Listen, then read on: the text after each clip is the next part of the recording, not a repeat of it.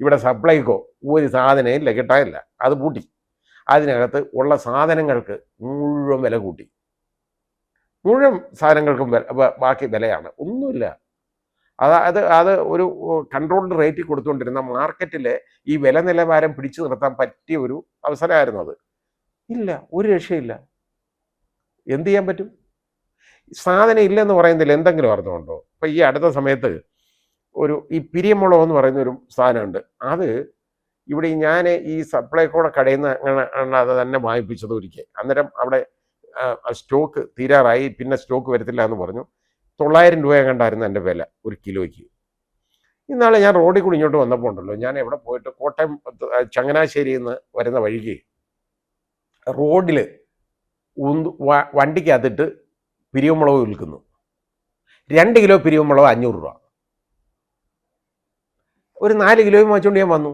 അത് മുളകാണ്, ഒരു കുഴപ്പമില്ല. ഇപ്പം ഇത് അന്നേരം സാധനം ഇല്ലാത്തതാണ്.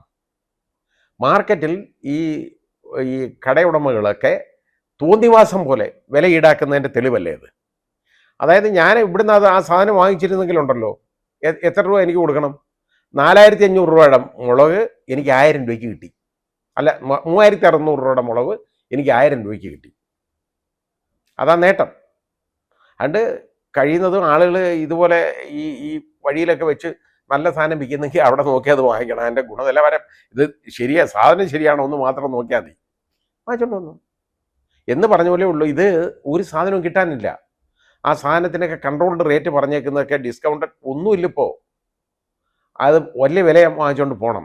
അതാണ് ഇപ്പോൾ നമ്മൾ അനുഭവിക്കുന്നത്. പിന്നെ വേറെ കാര്യമുണ്ട്, ഈ കേരളത്തിലുള്ളവന്മാർ ഇത് അനുഭവിക്കണം, കുറ്റമല്ല. മറ്റേത് ഓരോ വർഷവും ഗവൺമെൻറ് ഒന്ന് മാറുമ്പോഴെങ്കിലും അല്പമെങ്കിലും ഒരു ചെറിയ വ്യത്യാസം ഉണ്ടായിരുന്നു.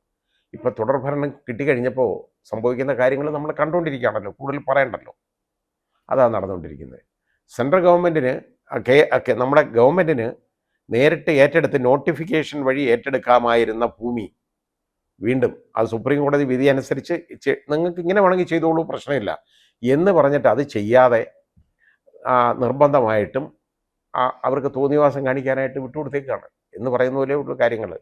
ഇത് അഴിമതിയും ഒക്കെ തന്നെ നടന്നുകൊണ്ടിരിക്കുന്നത്. ഏതായാലും ഈ TP വധക്കേസിലേക്കുള്ള വിധി എന്ന് പറയുന്നത് ഒരല്പം വെളിച്ചം തരുന്ന ഒരു വിധിയാണ്.